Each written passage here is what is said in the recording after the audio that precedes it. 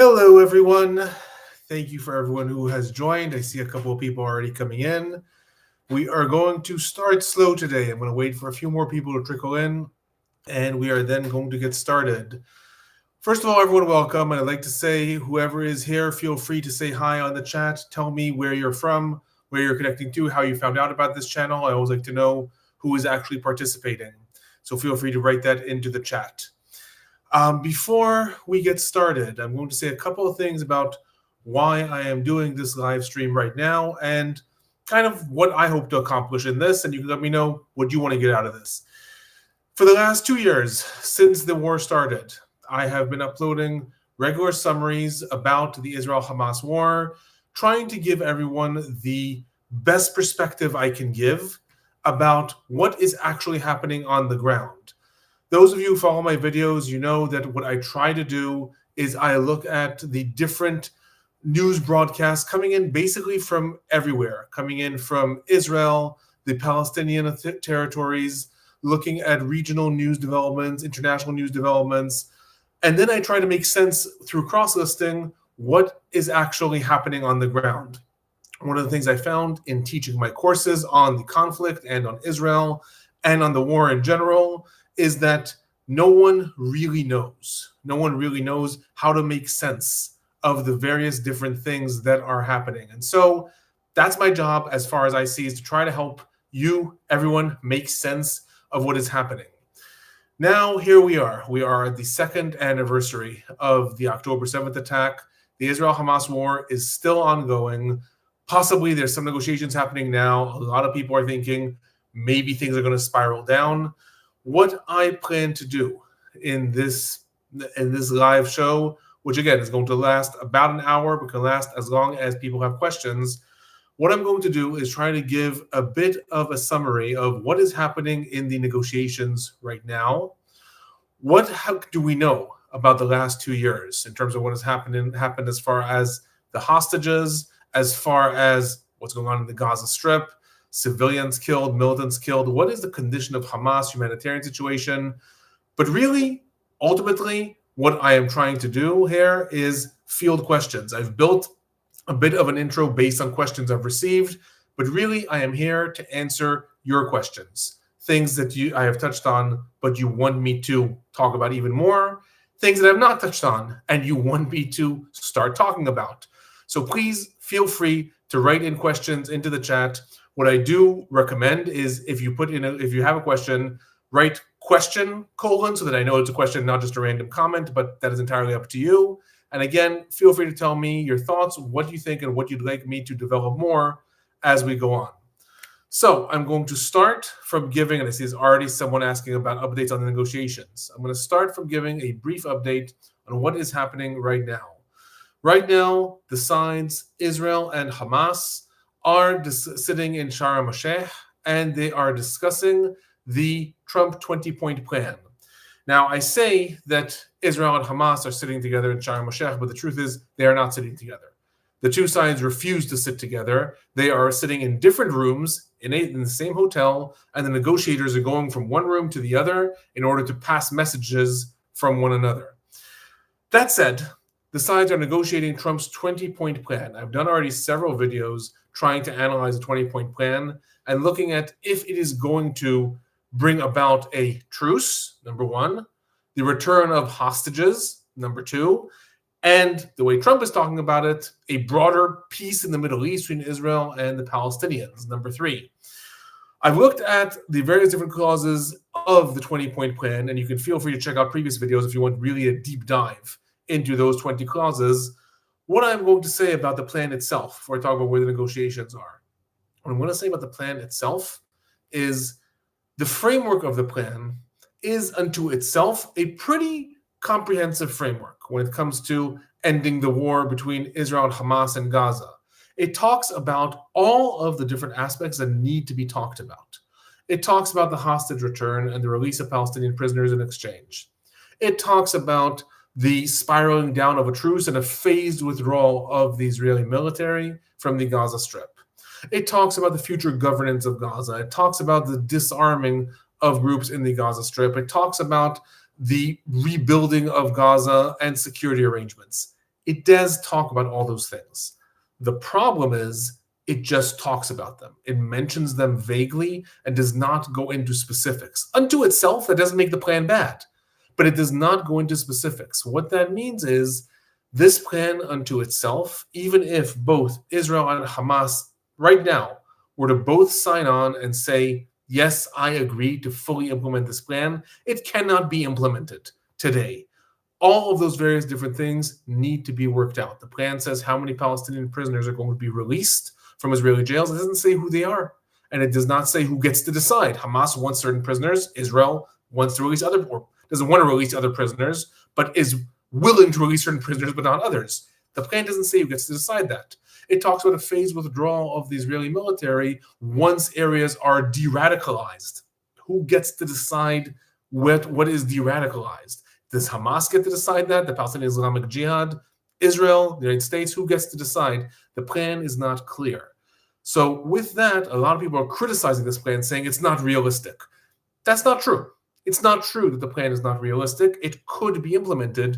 What is true is it's not a fully fleshed out plan that can be implemented tomorrow. It requires these negotiations. So I'm going to talk a little bit about what has happened in negotiations in the last 2 days. And then I'm going to look at a couple of questions that have already come up. And again, welcome anyone who has joined recently. Feel free to put in your questions. I recommend prefacing them with the word question so I see them. Otherwise, feel free to just write in where you're coming from, how you heard about this channel. So what has happened in the last 2 days? The first day of negotiations yesterday was really a positive day because no negotiations actually happened then. It was a positive day in which both sides sat down and discussed a framework for how they're going to negotiate. That means setting up into subcommittees, looking at, okay, you are going to discuss which Palestinian prisoners will be released, and your committee, you're going to discuss the idea of withdrawal to the different lines in Gaza. You're going to discuss this aspect, you're going to discuss this aspect. That day reportedly went very well. The sides managed to agree on how things are going to move forward. The first day of concrete negotiations happened today, on October 7th. There are a lot of conflicting reports with regards to the success of today and the negotiations. I will say everyone in the surrounding diplomatic arena, the Egyptian foreign minister, the Qatari prime minister, the Turkish minister of intelligence, have all been very optimistic. They have all reported negotiations are going well. The Egyptian foreign minister went as far as to say the first phase of the plan may already be implemented by Friday.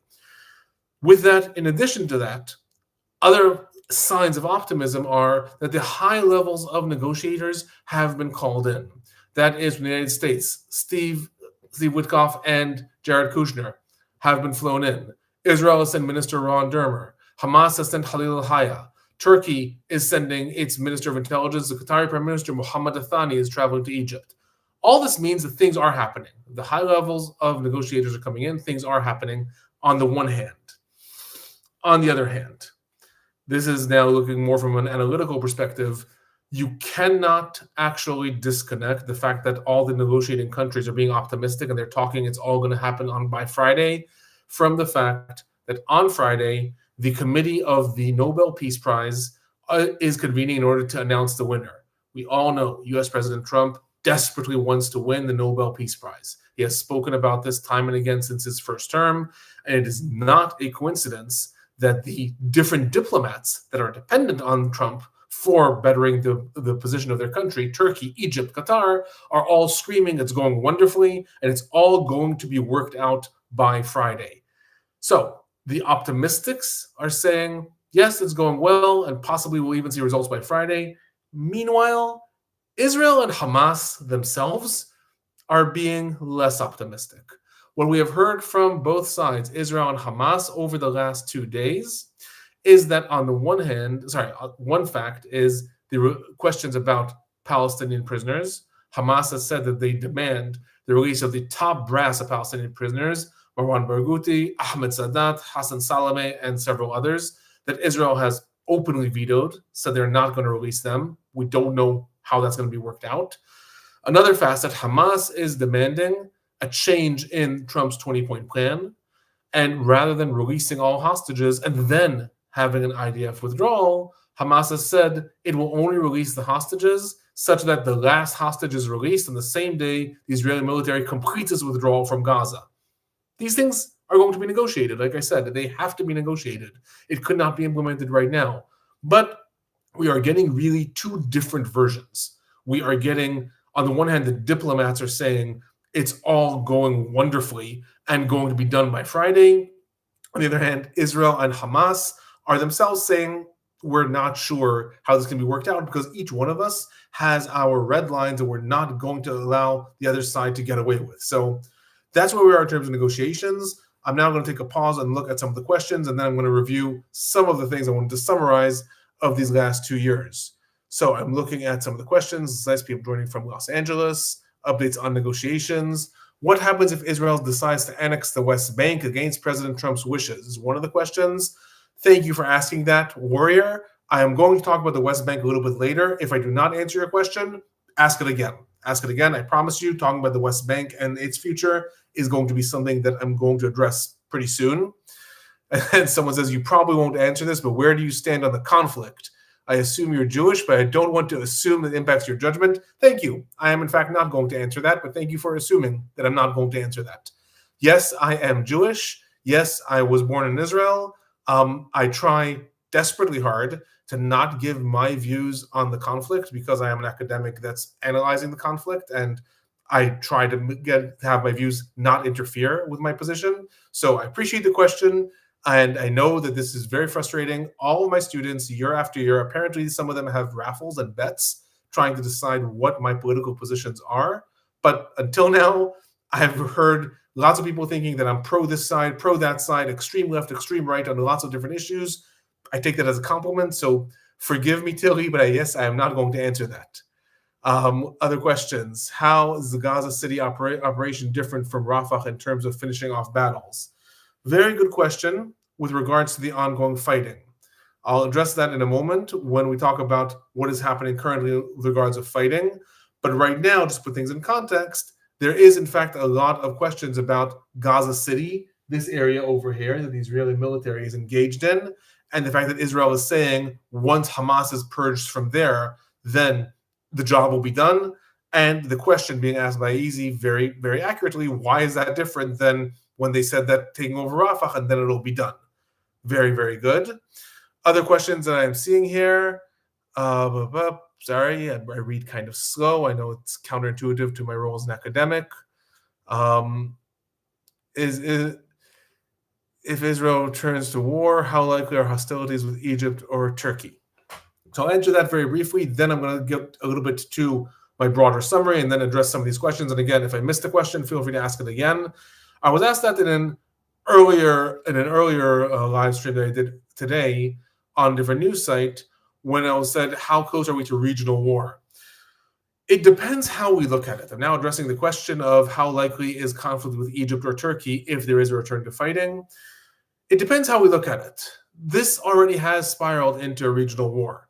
We have had a situation where Israel has invaded Lebanon, still holds parts of southern Lebanon, has engaged Hezbollah. Hezbollah has fired over 22,000 missiles at Israel. Israel's taken over parts of Syria. There's been conflicts with Iraq, a war, an escalation with Iran, wars with Yemen.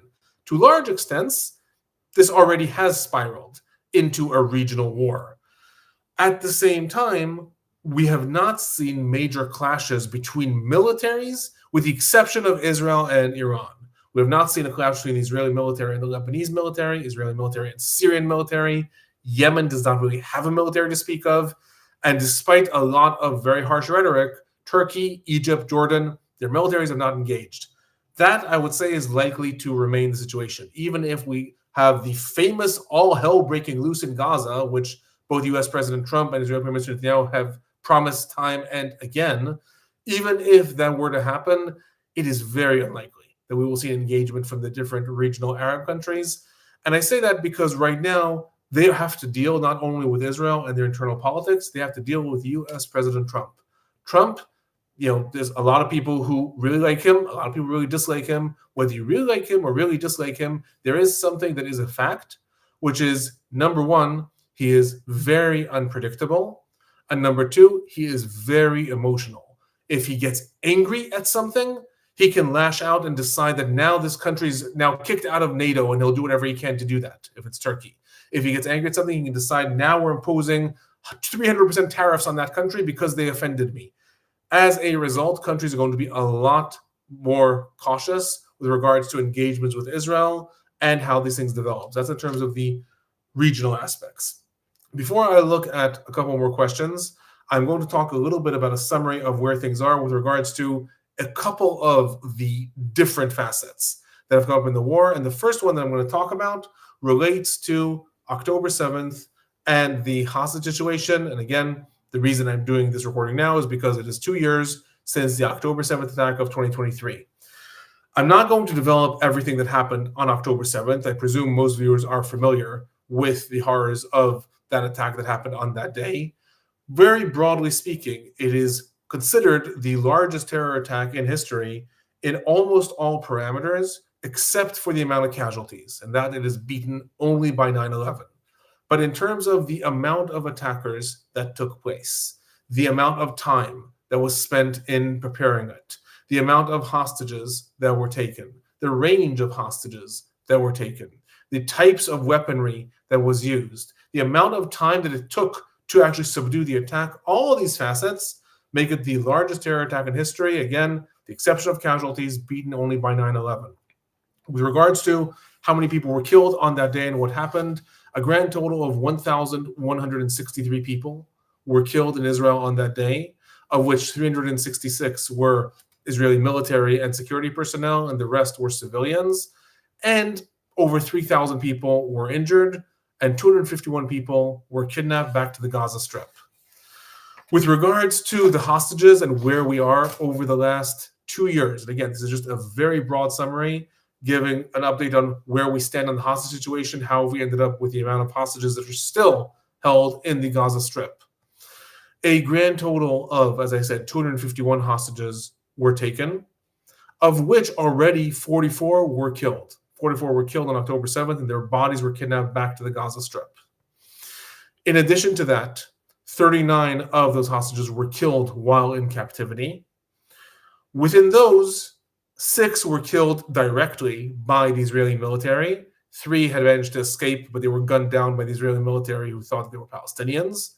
3 more were killed when the Israeli military attacked the tunnel.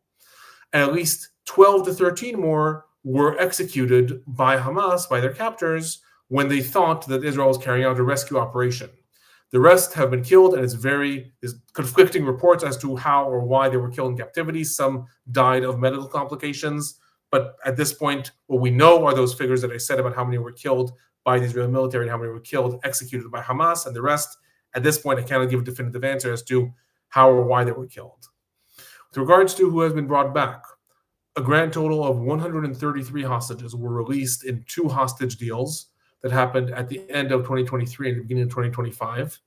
In addition, there's been a couple that were released in quote-unquote gestures. In October of 2023, Hamas and Palestinian Islamic Jihad released 4 elderly women, or 2 elderly women and 2 other women, so one of them was younger, as a part of gestures.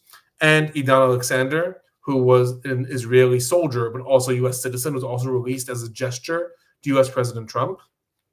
8 hostages were rescued alive by the IDF, the Israeli military. And in addition to that, the Israeli military managed to recover between 30 to 40 the bodies of hostages. And again, that number is a little bit controversial. I could get into why later.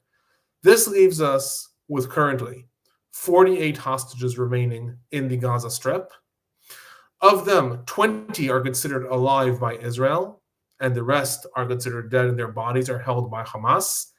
But I do also need to add that in the last 2 weeks, U.S. President Trump has repeatedly stated again and again that more hostages have been killed in captivity, that there are less than 20 alive. Israel's constantly denying this. They have, in fact, said they don't know why Trump is repeatedly saying this. But since he is the U.S. president, and while on the one hand he often speaks just in terms of what he's thinking in that moment, on the other hand, he is also privy to likely some of the best intelligence information in the world. I genuinely don't know why he is repeatedly saying that more hostages have been killed. In Israel, the official number is 20 hostages remain alive, and the rest are bodies that are held by Hamas and the Palestinian Islamic Jihad. But again, Trump keeps on saying that there are others that are held, there are others that have been killed in the Gaza Strip. That's my summary. Where are we? Where do we stand in terms of the hostage situation? I'm going to look now if there are questions specifically about the hostage situation. Otherwise, I'm going to talk a little bit about the fighting in Gaza and what has happened there. And again, the other questions relate to other things. I promise you I'm going to relate to them as we continue. We're not sure, so I'm going through some of the questions. If Israel accepts a ceasefire, but if it ends without Hamas surrendering, okay, I'm going to talk to you again about that a little bit later. Why doesn't the U.S. take troops from Qatar and replace them in Israel? I think Israel is truly our only ally.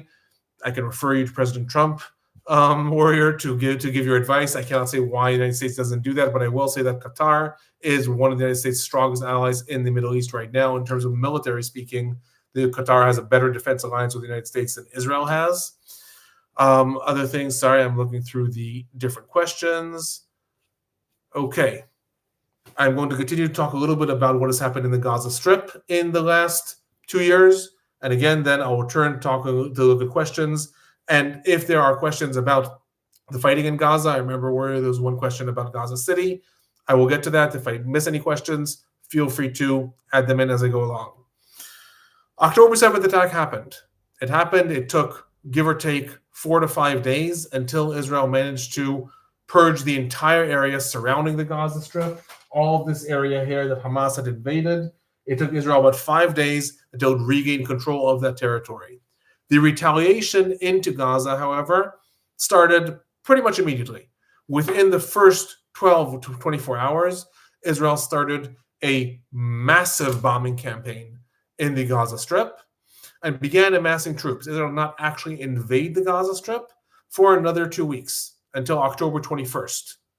Until then, Israel basically carried out a bombing campaign in Gaza, and I will say that bombing campaign in the Gaza Strip was pretty unprecedented with the amount of bombs that were fired into Gaza. In the first week of the war, Israel dropped more bombs into the Gaza Strip than the United States dropped in Afghanistan in an entire year of the first year of the war in Afghanistan. So just to give some proportion about how much weaponry and bombs were dropped in the Gaza Strip. Then the invasion of Gaza began in October of 2023.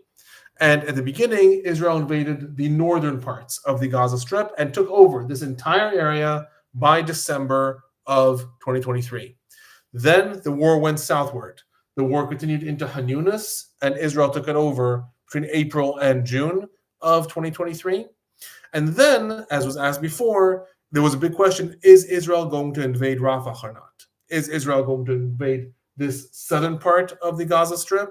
And in fact, Israel did invade Rafah. The United States wanted it not to. The world wanted it not to. There were a lot of Palestinian civilians in Rafah. Israel did invade Rafah in May of 2024 and took it over. And Israel said, once that happens, Hamas will be defeated. Israel took it over, several months of very intense fighting. And ultimately, with that, Hamas was not defeated. At the beginning of 2025, there was the truce that was brokered by Trump as he just came into the White House. And as a result, Palestinians were allowed to return north in Gaza. And Hamas returned north also and rebuilt a lot of its strength in Gaza City over here. Right now, the strongholds that Hamas still holds as of the beginning of 2025 are the central areas of the Gaza Strip, Deir el-Balah, one of the bigger cities in Gaza that the IDF never invaded, as well as the southern parts of Gaza City and this entire area known as the central refugee camps, areas of Nuseirat, Al-Bughayj, Al-Zuwayda, and a few others.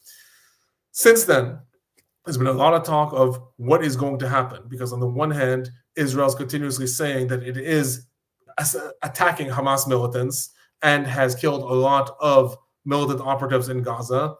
At the same time, when Israel has said, and I'll talk about casualty numbers in a moment, but when Israel had said that it had managed to kill between 17,000 and 22,000 militants in the Gaza Strip, Israeli intelligence was also saying, and at the same time, Hamas has managed to recruit and retrain another 15 to 20,000 new recruits in Gaza. So a lot of questions were happening about, okay, so what are you doing in the war? You're managing to invade this and take over this, and destroy a lot of the Hamas infrastructure in Gaza. But 2 years of war, what is happening?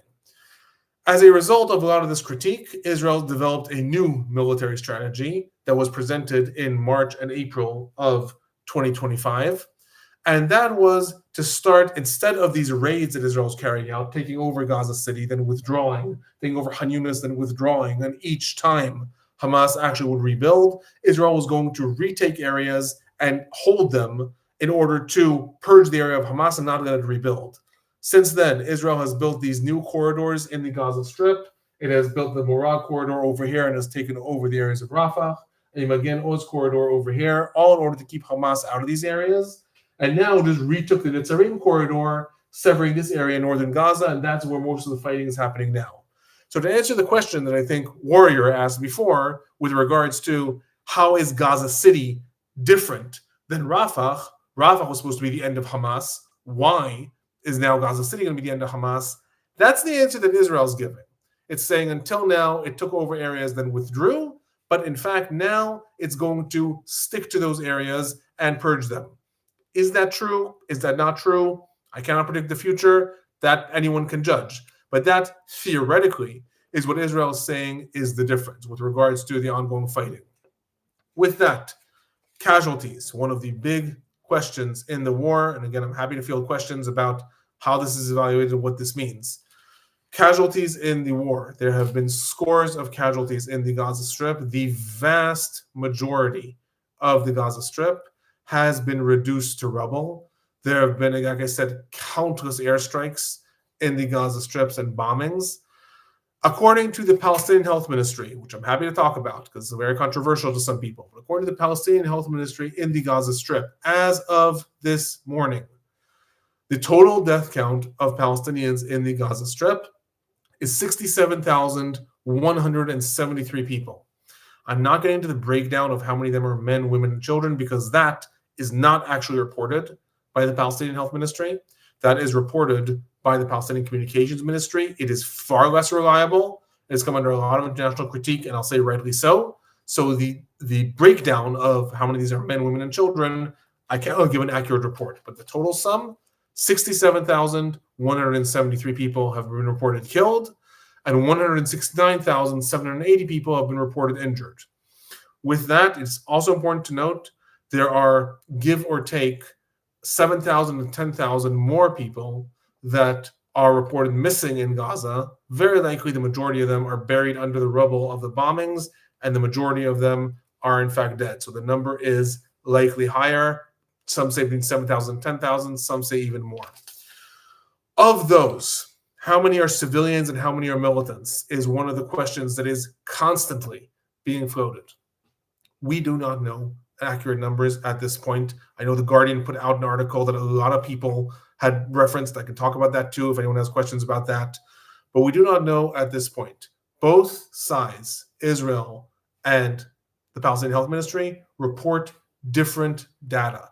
Not different data only in terms of numbers, different data as what they're focusing on. Israel does not give any estimate as to how many civilians have been killed in the Gaza Strip. Israel only gives estimates as to how many militants have been killed. And the question of how do you define a militant is also, to some extent, up for grabs. Some say that a militant is someone who's firing a weapon, militant is someone who's carrying a rocket, maybe a militant is someone who's driving weaponry from here to there. That's up for debate and is something that's been debated with regards to Israel's definitions. But Israel reports the amount of militants that it considers have been killed. And according to Israel, that number is anywhere between 20 to 22,000 militants that have been killed.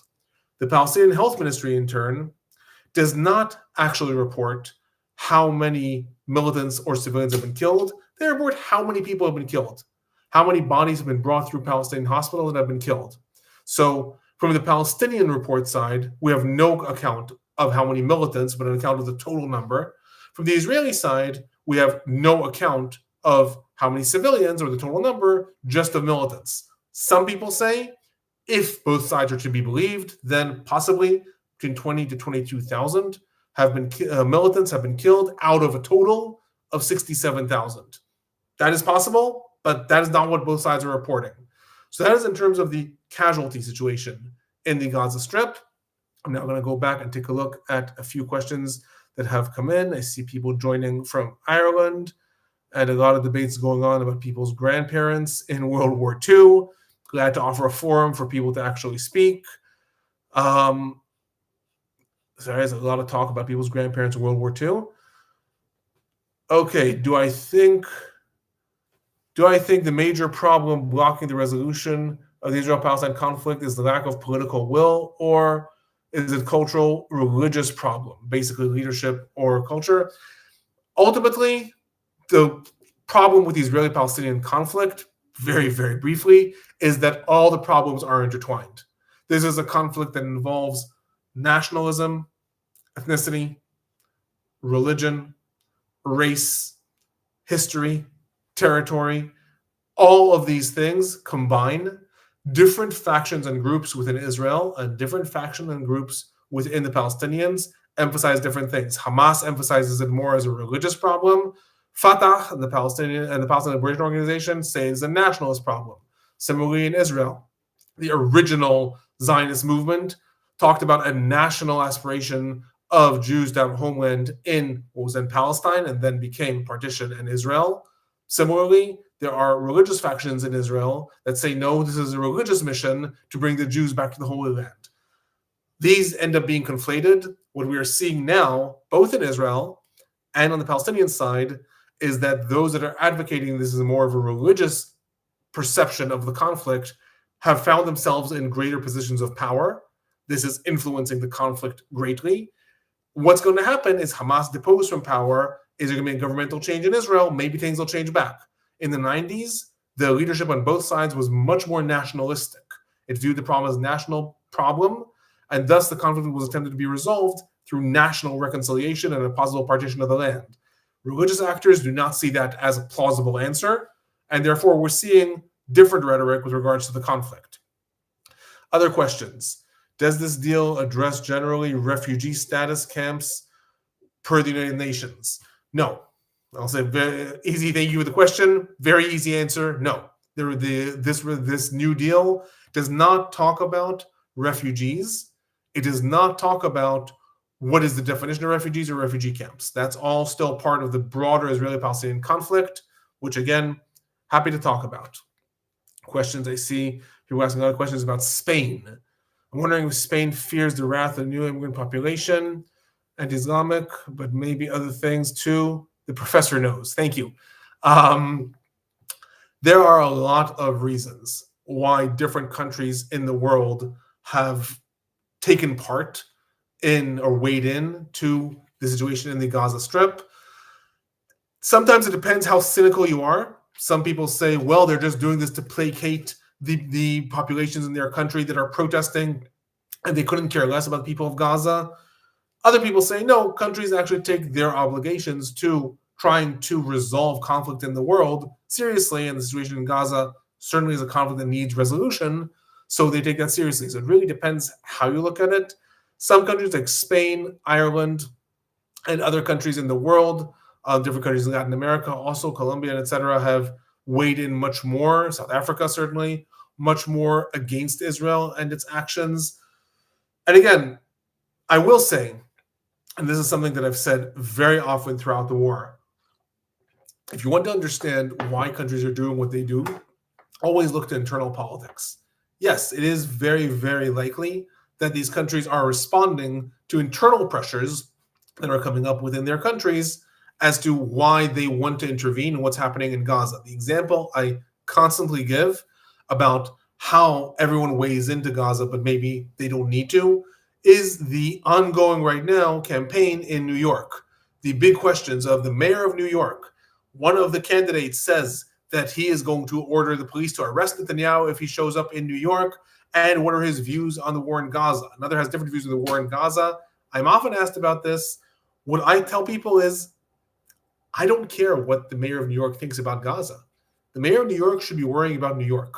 Shouldn't be worrying about Gaza. That's not to say that countries should not worry about what's happening in Gaza or should not intervene, but the way it ends up happening, that leaders are often evaluated by what's their position vis-a-vis what's happening in Israel, Palestine, situation in Gaza, is often a result of stuff that's happening, internal pressures in New York. a lot of protests, a lot of people with very, very strong emotions about this. So all of a sudden that becomes a factor, but it shouldn't be necessarily. Similarly, Spain, Ireland, lots of other countries in Europe, why they weigh in, it really depends. A lot of people will say it is because of this internal pressure in their countries. Other people will say, no, actually, it's because the leaders care about what's happening in the world with regards to defending people against an ongoing military campaign, and that's why they're weighing in. So it really depends how you look at it. If you look at it from a more cynical perspective, or assume that the leaders are actually genuine. Other questions I'm looking at, again, still a lot of rhetoric about World War II. Do I think immigration as a part of Western society leaving Israeli values? That's a difficult question to answer. The question here is, do I think that immigration has a part in Western society leaving Israeli values? It's difficult to say because it's hard to say what Israeli values are. Israel has changed also, like the whole world has changed in recent years with regards to what its core values are. So it's very difficult to answer. If you want to give me a little more clarification on that question, I'm happy to address it. Much love, Sherry from New Jersey. Thank you. How did the Doha strike impact the deal making? Easy. You're full of great questions. I'm going to answer that in a minute. It's a great question. Will the secular electorate ever regain political control nationally, or is the nation doomed to ever more religious dominance? Crab Lewis, I'm not sure if I assume that you're referring to the situation in Israel, because that is where we have regular elections as opposed to within the Palestinian territories. And the question being, will there be a resurgence of secular forces? Hard to say. It's hard to say. Those who study demographics say, well, the religious population, is multiplying in the world, is multiplying faster than the secular population. So if we look at the trajectory long term, very, very likely the religious side is going to get stronger. That said, a lot of countries that's not been the case. Even as the religious population does reproduce at a faster pace, eventually the numbers tend to even out as people also leave the religious communities. So very difficult to say at this point. Other questions? Warrior agrees with me that New York has problems of their own. Indeed. Question, is the IDF using aid to drive the population to the south, and will they push after moving them to leave Gaza? Okay, Tilly, great question that brings me to something else I wanted to talk about, which is the humanitarian situation and the aid situation in the Gaza Strip. Taking a sip of water, and we'll address that.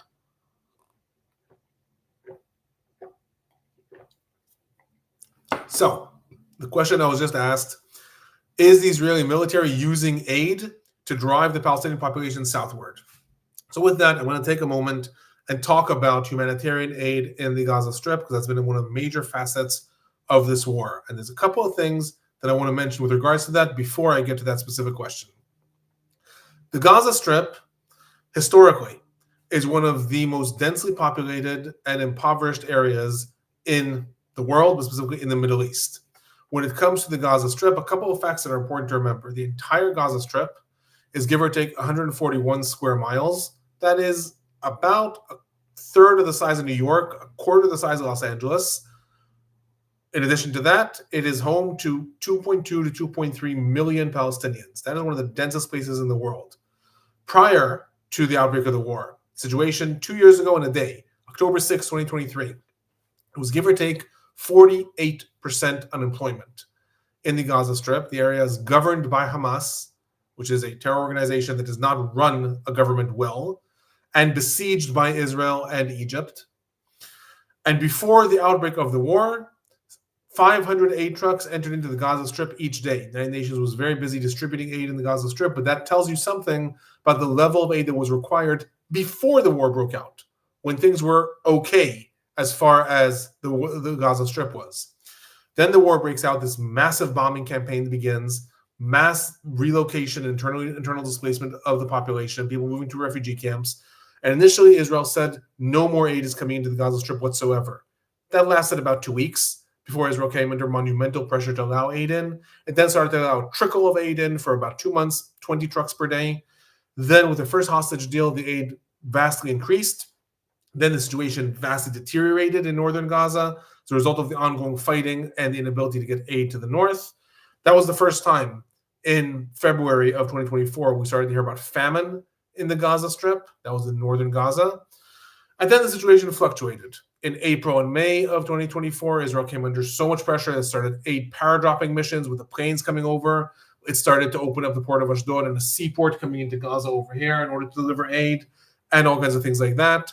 Then, with the truce of 2025, things got even better in the amount of aid coming in. Then, when the truce broke down in March, Israel cut off all aid into Gaza. No more aid was allowed to come in for 2 months.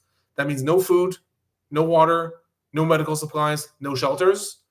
This led to a vast deterioration in the situation in the Gaza Strip, specifically northern Gaza. Then Israel and the United States developed the Gaza Humanitarian Foundation, something else we can talk about later, and things then sort of developed from there. The question, though, that was asked is Israel using the aid to drive the population south? Israel has made public that it has opened up locations of the Gaza Humanitarian Foundation in the southern parts of the Strip, 3 of them in Rafah, 1 in Han Yunis, 1 was over here in the central parts, in order to entice the Palestinian population to move southward, not opening them up in northern Gaza, which is also a very, very active fighting zone, but instead further in southern Gaza. And Israel also called upon Palestinians to relocate to the south because northern Gaza was becoming a more and more of an intense fighting area. That said, there are 2 ways that this can be looked at. Israel has made the argument that it is required by international law to provide aid to the population. And since northern Gaza is an active fighting zone, aid can only be provided in southern Gaza. And that's why it is calling upon people to go to southern Gaza and has established aid centers there. In turn, another perspective, and this is the perspective that has led, among others, Israeli Prime Minister Netanyahu and the former Defense Minister of Israel, Yoav Gallant, to have warrants against them in the ICC, International Criminal Court, is because, according to international law, using starvation as a method of war is considered a war crime. And that is what they were charged with, among others. That is what they were charged with, specifically because of that. Tell you your question, is the IDF using aid to drive the population southward? That is one of the things that that indictment talks about, specifically that putting aid in one place but not in another in order to mobilize the population is considered a war crime because you're using hunger as a method of war. So some have argued in response to your question, yes, Israel is doing that. Israel argues, no, it is not doing that. So that's the answer as far as is Israel using aid in order to drive the population south. I'm looking at other questions. We're talking about India. What were the consequences of Hamas losing control of the Gaza Strip? Do you think the Muslims in the world will become more radical or will lead to friendly peace with Israel movements? So, first of all, one cannot talk about the Muslims in the world. That is a little bit like, or the Muslim world. That is a little bit like talking about the Christian world. The Muslim world into itself is very fractured between different nations, different ethnicities, different nationalities, different religions to some extent, between Shiite and Muslim and Wahhabite and other types of Shiite and Sunni and Wahhabites and other types of denominations within Islam. So it is impossible to talk about what the Muslim world will do by and large. With regards to if Hamas is deposed from the Gaza Strip, I will say that is unlikely to be enough to have any movement within different countries in the Muslim world. Saudi Arabia, Indonesia, Pakistan, countries that the United States is hoping to entice to join the Abraham Accords. It's unlikely that if Hamas is deposed from the Gaza Strip, that'll be enough. Most of those countries have tied any relations with Israel to having any progress in the Israeli-Palestinian conflict and movement towards a Palestinian state. Not enough to have Hamas deposed, but actually moving towards a Palestinian state. One of the things that we have to remember, looking at it from the perspective of Palestinians or the perspective of the broader, let's say, Arab world or Muslim world or something like that, is that the idea that if Hamas is removed from power, maybe one day there will be a Palestinian state. I'm not saying that's not what should happen. Maybe that should happen, maybe it shouldn't. From their perspective, though, the Gaza Strip and the West Bank were taken over by Israel in 1967. They then were under a military occupation, parts of the West Bank until today, the Gaza Strip, direct occupation until 2005, then besieged by Israel for a lot of the more cynics and critics in the world saying this will be temporary and eventually there'll be a Palestinian state, the answer is we've been hearing that for 50 years. It's not good enough anymore. It's not good enough to say one day this will happen. So with regards to will there be a change in the broader Muslim world or Arab world, very unlikely this will be just if Hamas is removed. If there's any movement towards a future Palestinian state and a resolution of the Israeli-Palestinian conflict, possibly then we'll see some changes. Let's see, what else in terms of questions? Why won't Egypt and Jordan take the Palestinians into their countries? They criticize Israel, but they won't help. Jordan does not share a border with Gaza. Jordan shares a border with the West Bank. Egypt shares a border with Gaza. The reason why they will not take Palestinians into their country, multi-layered. On the one hand, there is the official reasons, which is they do not want to contribute to the displacement of Palestinians. That's the official reason. They're not going to facilitate Israel because Israel, the Israeli government, ministers and cabinet have made grand statements about expelling all the Palestinians from Gaza, annexing Gaza, bringing Gaza back into the greater Israeli perception, greater Israeli borders.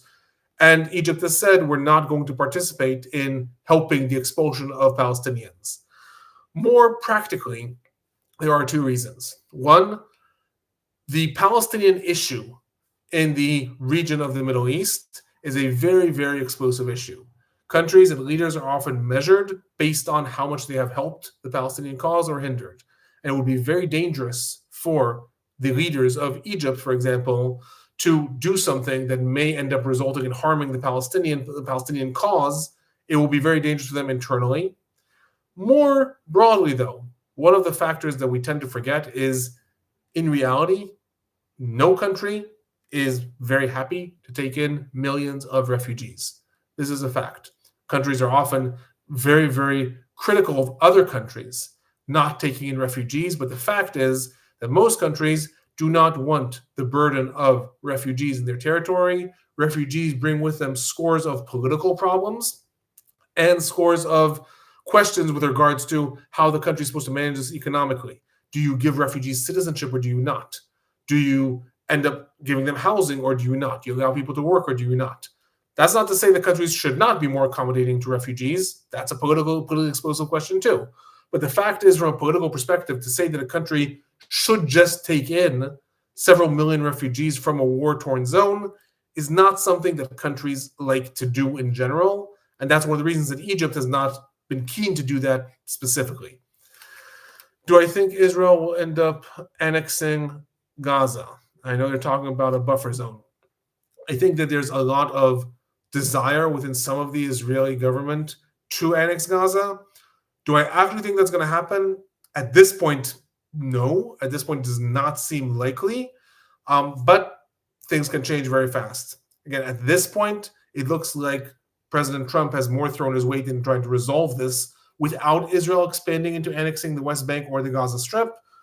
But like I said, Trump is unpredictable and very emotional, and that could change. So at this point, it does not seem like it, but that could change within a month or two. What's the chief reason Israel has failed to explain to the world the persistence of terrorism, Israel establishing status quo of walls, checkpoints, etc.? That's a very broad question. Grabulis, that's why has Israel failed to explain this? Again, there's two sides, like with everything.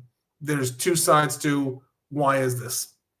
Some would argue that Israel has failed to explain to the world why this has happened and why this is the fault of the Hamas terror group, because Israel can't do a good job in explaining something that's not true. There are many who argue that Israel has carried out lots of war crimes against humanity, some say even genocide, and that the reason that Israel has failed in explaining this to the world is because it's not a story you can sell, that this is all Hamas's fault. The other side would say that Israel has failed to explain this to the world, firstly, because there is an overwhelming bias in the world against Israel, and that is true. Whether there are historical reasons for this, and a lot of people cite anti-Semitism. Anti-Semitism might be part of it, but politically, if we look at the United Nations history, it has a lot more to do with politics and geopolitics and the world's economy. But there are block votes against Israel. Israel is criticized more in the United Nations Human Rights Council than all the other countries combined, more than countries that have carried out mass atrocities. So there's a built-in bias in terms of the focus on Israel. And as a result, when you then have to explain the mass amounts of bodies that are accumulating in the Gaza Strip, whether you are justified or not justified, that's a much harder time. A final thing that I'll say with regards to why has Israel failed in explaining this is because Israel has been focusing on one thing and the world's been focusing on another. Israel has been focusing on the horrors of October 7th and how that then justifies the war in Gaza. Israel has not been broadcasting to its own citizens pictures from Gaza. In fact, there's an entire media blackout on the Gaza Strip. As a result, while the world is focusing on what's happening in Gaza, Israel is still saying, but remember what happened on October 7th. Both sides could be right. Both sides could be wrong. But the fact is that Israel has not even tried, I would argue, to make a good argument as to why what's happening in Gaza is actually going to end up defeating Hamas, whether it is or it isn't. Israel has not tried to make that argument.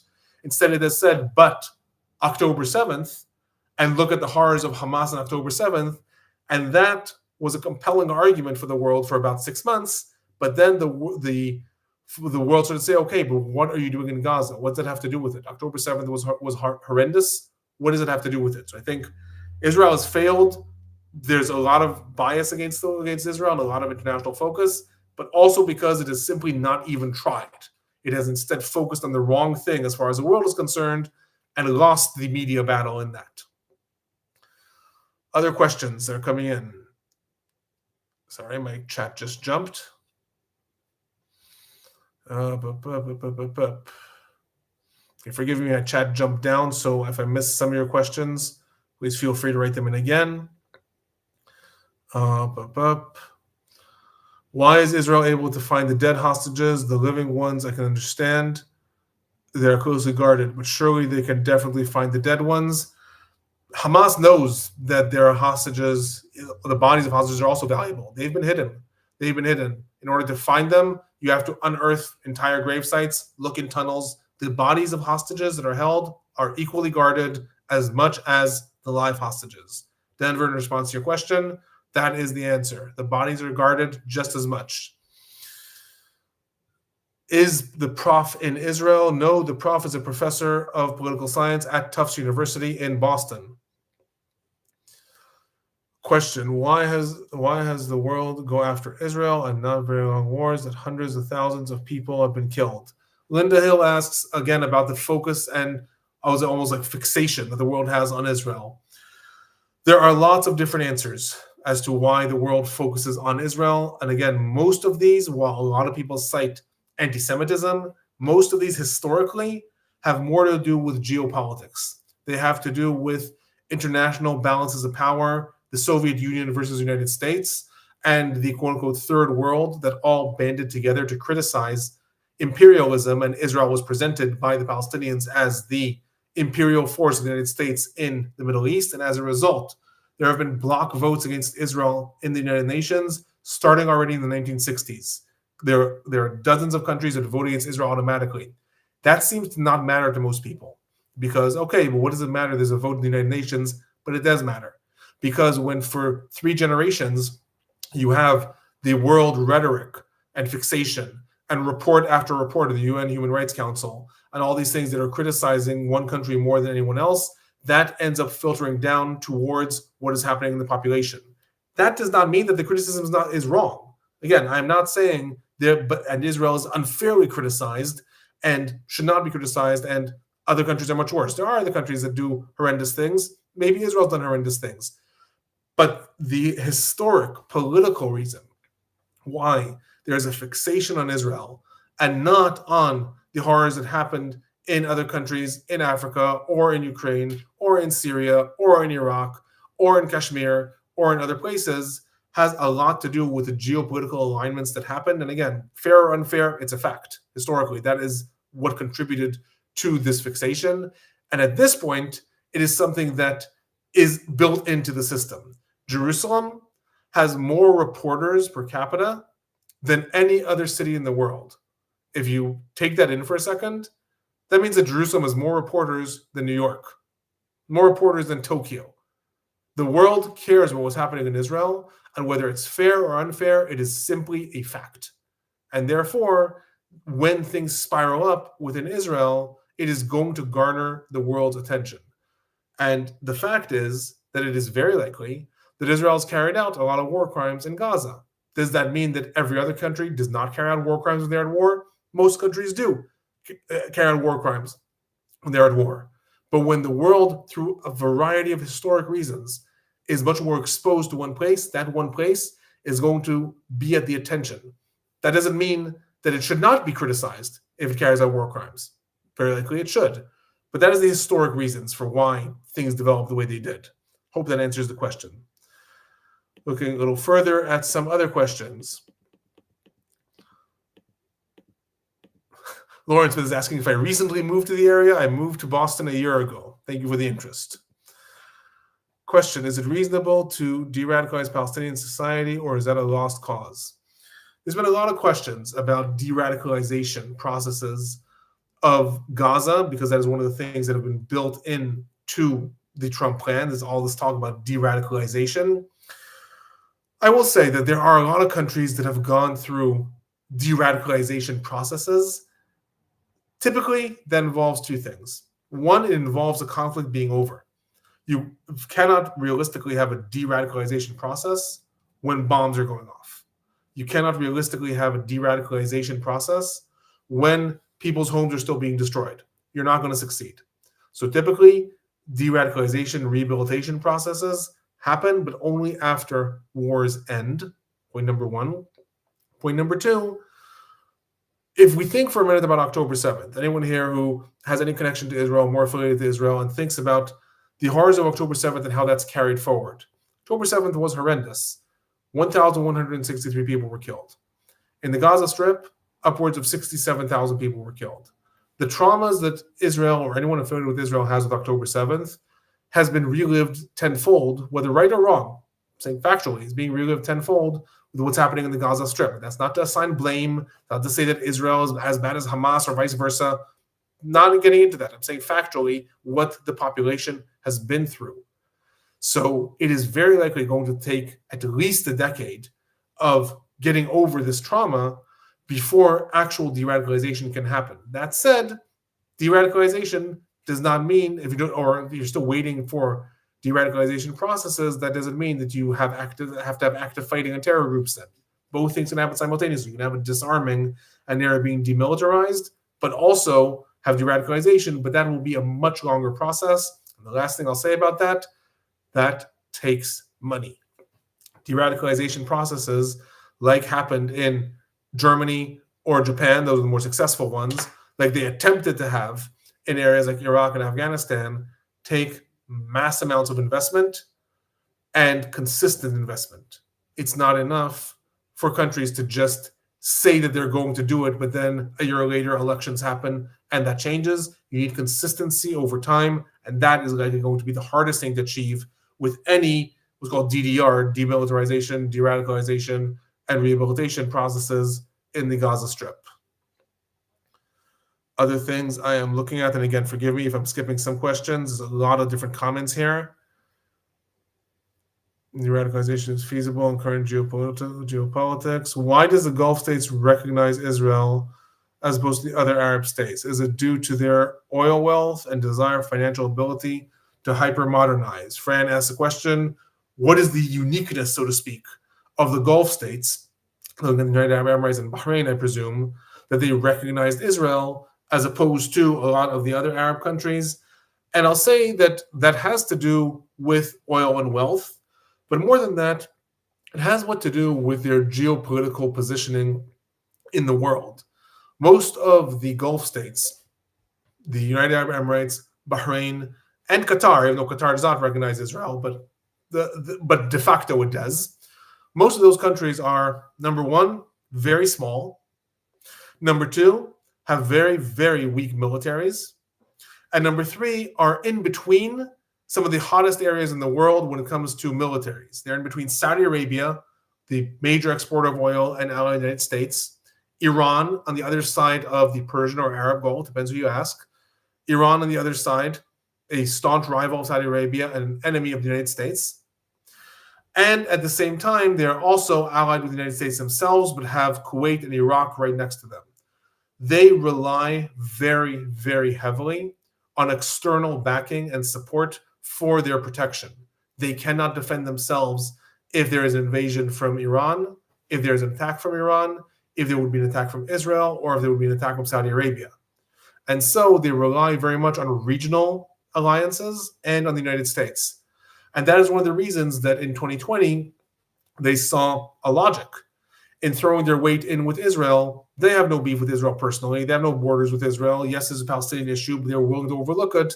And in turn, they got to be friendlier and friendlier with the United States. And this is important for them, for the region that they're in, with regards to Iran and how their own lack of military strength has to be compensated for. So that's mostly the reason why the Gulf states are willing to come more towards the side of Israel.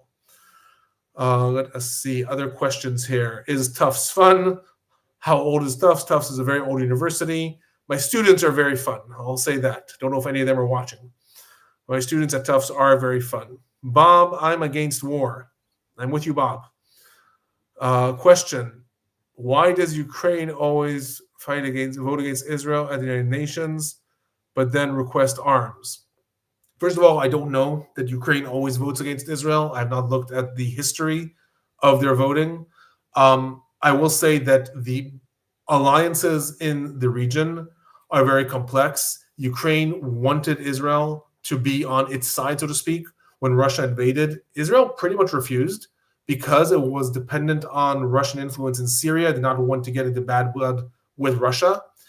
Then with the fall of the Assad regime, things changed, but it has, I will say, much less to do with the relationship between Ukraine and Israel and what they think of each other, and much more to do with the regional alliances and Russia's position in the Middle East. Poland is in NATO. How popular do you think Hamas are inside Gaza? It's a question I was asked earlier today, actually. How popular is Hamas still in the Gaza Strip, and do we have any way of knowing? We don't actually know. We have no way of knowing. There are surveying companies in the Palestinian territories that are relatively reliable, but since the war broke out, they have proven to be not very reliable in the Gaza Strip. Still relatively reliable in the West Bank, but less in the Gaza Strip. So as a result, it is very difficult to know how popular Hamas is. About a year ago, there started to be protests in the Gaza Strip against Hamas. And those protests were almost every night in northern Gaza and southern Gaza. When you think about that, it's pretty incredible. This is an area without any democratic tradition. Protests don't really exist there. And in the midst of war zones and in the midst of refugee camps, people manage to find cardboard, draw all kinds of slogans, and go out and chant and protest every night for about a month against Hamas, also against Israel. No fans of Israel, but also against Hamas. Then those protests died down. Some have argued Hamas suppressed them. Some have argued the people got tired when they realized Hamas is there to stay. So I don't know. We really don't know what is Hamas's popularity at this point. I will say it is very unlikely that we will have elections that involve the Gaza Strip anytime soon in which Hamas would be allowed to run. There might be elections, but chances are it'll be as part of some sort of transitory government that will not allow Hamas to run by itself. It may run as part of a different shadow party or something like that, but it is very unlikely that we will see in the coming future Hamas running its own political party for elections in the Gaza Strip. A lot of people are debating Poland and Ukraine in NATO. Interesting debate, but I'm not going to weigh into that. I'm going to pause for a minute and if there are any other questions, and if not, I'm going to say a couple words of summary about what I wanted to talk about. Again, look at these 2 years. But I'm pausing here. If anyone else has any questions, feel free to shoot them in right now.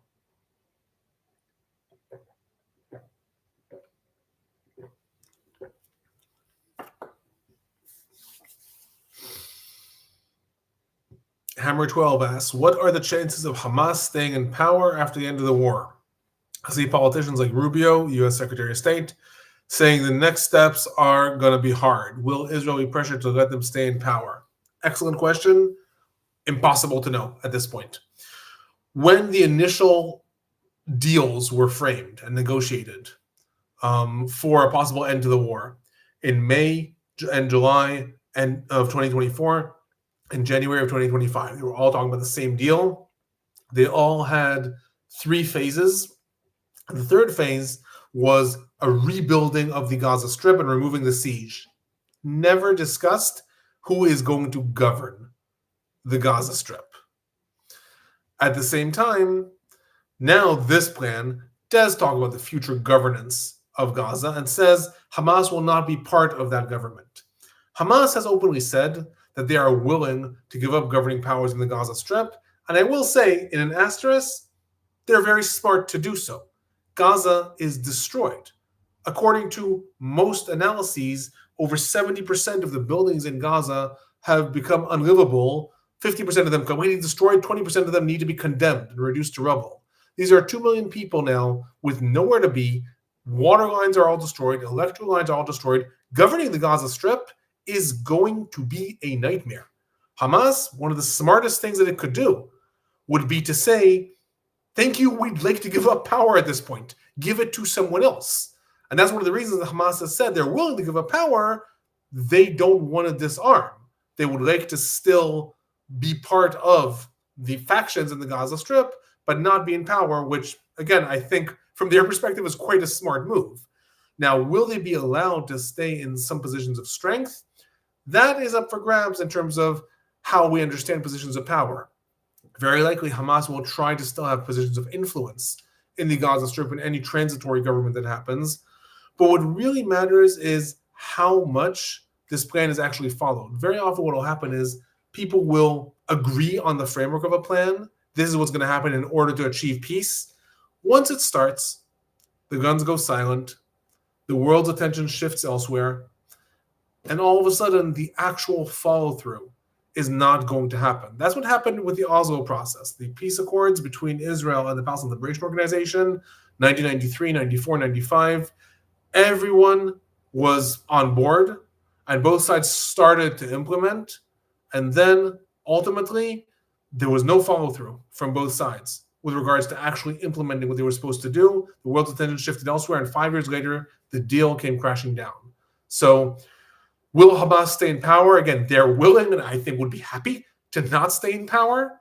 But what happens then in terms of their influence on government and will they actually still be influential in the Gaza Strip? That really remains a question as to how much of the plan is actually followed through. So a lot of thank yous. You're very welcome. Other questions? Ina, that's an unfair question. Give us your prediction for outcome of negotiations. Will we get the hostages? I don't like to give predictions. It's one of the things you learn as an academic studying one of the most hot and debated conflicts in the world. Is it's very dangerous to give predictions. I will say that even if this goes through, it's not going to go through nearly as smoothly as the deal depicts. Very likely what we will see is the release of some hostages. I think that what Hamas may try to do is release the live hostages and hold on to the bodies of hostages. Hamas needs to do something to get Trump, so to speak, off their back and to get Trump to tell Israel, okay, stop the fighting now. You got the hostages. Shut up. Shut up and stop the bombings. I want to see peace in the region. That's pretty much how he resolved a lot of the conflicts that he says he resolved. Armenia and Azerbaijan. I say he says he resolved because some of the conflicts that he mentioned were not resolved, but a lot of them were. Armenia and Azerbaijan, conflicts in Cambodia, flare-ups between India and Pakistan, these were resolved. And basically they were resolved by Trump coming and saying, I don't want to hear it, I'm tired of it. And I'll give you a lot of benefits, economic benefits, if you stop fighting, and I'll be angry with you if you continue fighting. And Hamas needs to do something to get Trump to say that to Israel, to say, stop it. Now, Trump really cares about the hostages. That's touched his heart. We can see that he actually really cares about it. So very likely Hamas will want to give up some of the hostages, but they also want to keep some collateral to make sure that Israel actually fulfills its end of the deal. So one of the predictions that I might give is Hamas may try to release the live hostages, but hold on to the bodies of hostages for the future implementation of the deal. But that's as close as I'm going to take, as I'm going to get to a prediction. Right. The question of the impact of the strike in Doha negotiations. I'll get to that in a moment as I summarize where we are. Could I answer possible to move Gazans to Judea and Samaria? It's a question I've been asked in the past. Can Gazans be moved to the West Bank? That's not realistic. The West Bank is under Israeli occupation, 60% of it, mixed Israeli occupation and Palestinian Authority, and 20% in Palestinian Authority, another 20% of it. It has no infrastructure. It cannot accommodate the Palestinians in the Gaza Strip, and also no side has an interest in this. Palestinians from Gaza do not want to move to the West Bank, and the Israeli Authority does not want more Palestinians in the West Bank, and the Palestinian Authority does not want to allow Gazans to leave the Gaza Strip. They want Palestinians to stay where they are. So at this point, it seems unlikely that would happen. Everyone is very welcome. I'm getting a lot of thank yous. Everyone is very welcome. What is your profession? People asking each other about their professions. Okay, I'm going to answer the question now about the Israeli attack in Qatar. And this is one of the final questions I'll say, well, the final things I'll say with regards to how we got to this resolution now, or this proposal of Trump now. What happened with the attack in Qatar? At the beginning of September, Trump was pushing not for the 20-point plan. He was pushing for a much smaller plan, a more temporary plan that would involve a partial release of hostages and a temporary truce.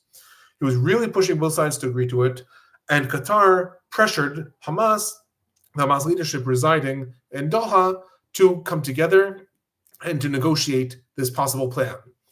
Then, on September 9th, Israel attempted to assassinate that Hamas leadership, specifically as they were sitting down to talk about Trump's plan. That failed.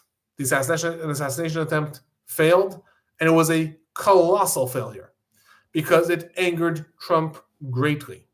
In response to that, Trump forced Israeli Prime Minister Netanyahu to call the Emir of Qatar and the Prime Minister of Qatar and apologize. And the White House released pictures of this when Netanyahu being handed the phone by Trump like a child saying, apologize now, you did bad. And Netanyahu reading off a page that Trump had dictated to him what he has to say.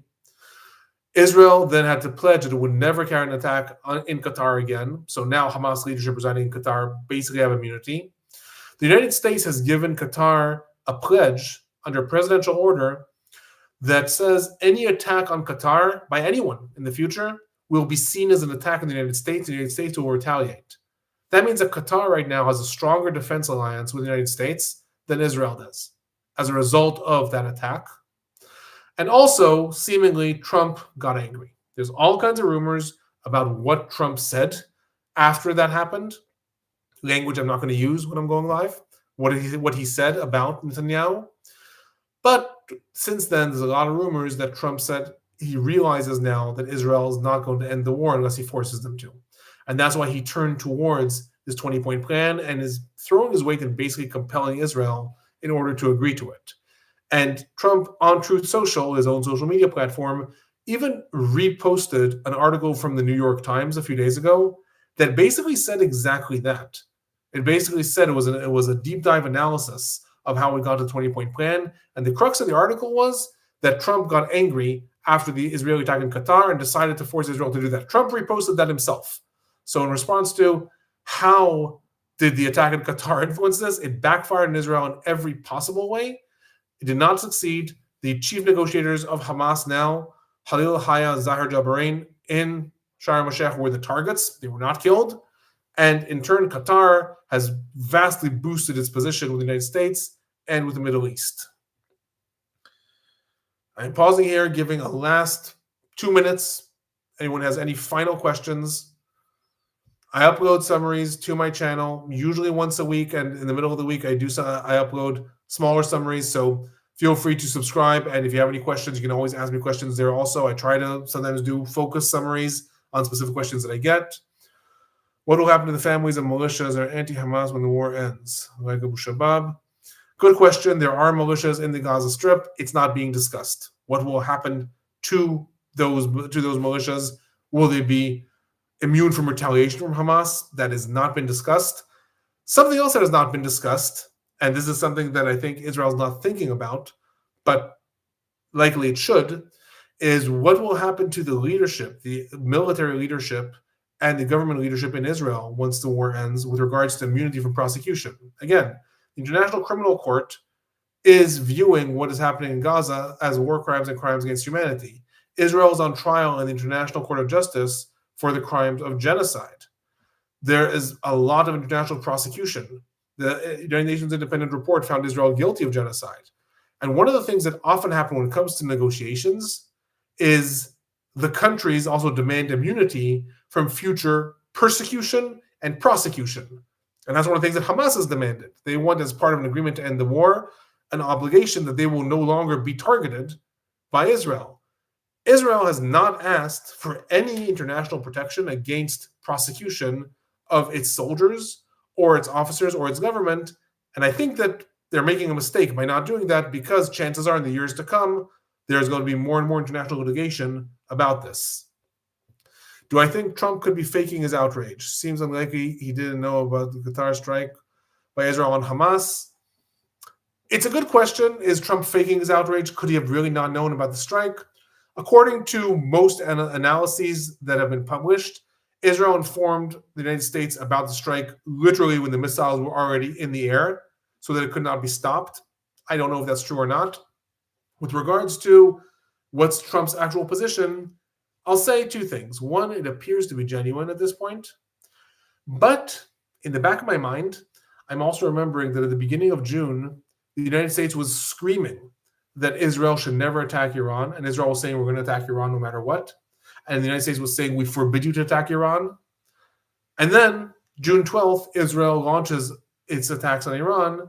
And it comes out that that was part of a timed campaign, that the United States and Israel were working together for the United States to also lull Iran into a false sense of security that the U.S. is not going to allow Israel to attack Iran. So we have seen that sort of deceptive nature when it comes to the war between Israel and the United States in the past. Is that the case here? I really don't know. It appears genuine, but I really don't know. Thank you, everyone, for joining. I see there's no final questions. So in that case, I am going to sign off in about 2 minutes. Thank you, everyone, for joining. Feel free to send me any follow-up emails if you have any questions. Join the channel, and I will try to do more of these live streams, give or take every week or every other week. So feel free to join in.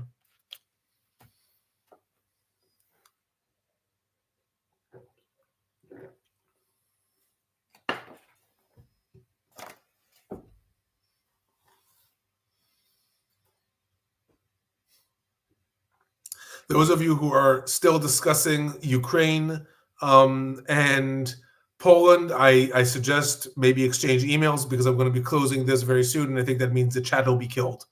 So if you want to continue the discussion, I'm going to close this in about 30 seconds, so feel free to exchange information. Otherwise, you may lose each other.